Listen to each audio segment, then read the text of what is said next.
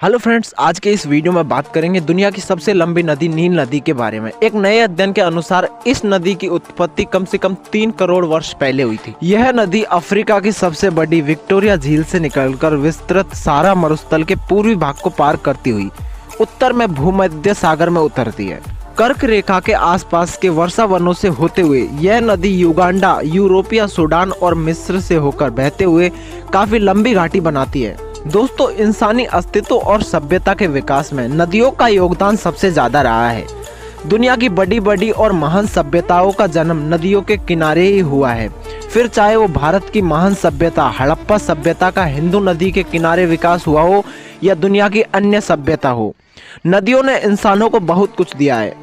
नदियों के जरिए इंसानों का विकास और साथ ही उनकी सभ्यताएं भी फली फूली हैं। नील नदी भी एक ऐसी ही नदी है जिसके किनारे मिस्र की महान सभ्यता का विकास हुआ। अफ्रीका महाद्वीप के पूर्वी भाग में प्रवाहित होने वाली नील नदी विश्व की सबसे लंबी नदी है। इसकी लंबाई 6650 किलोमीटर है।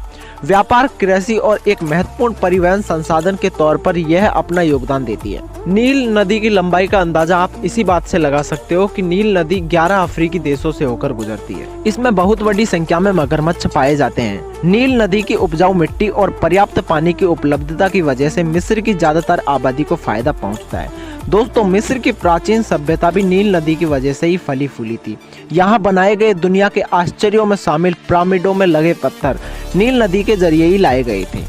नील नदी के योगदान और महत्व के चलते हर साल इस नदी पर एक खास उत्सव मनाया जाता है जिसे वफाए नील के नाम से जाना जाता है।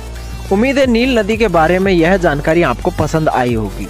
तो इसी के साथ आज की वीडियो को समाप्त करते हैं और मिलते हैं अगले वीडियो में। तब तक के लिए बाय बाय।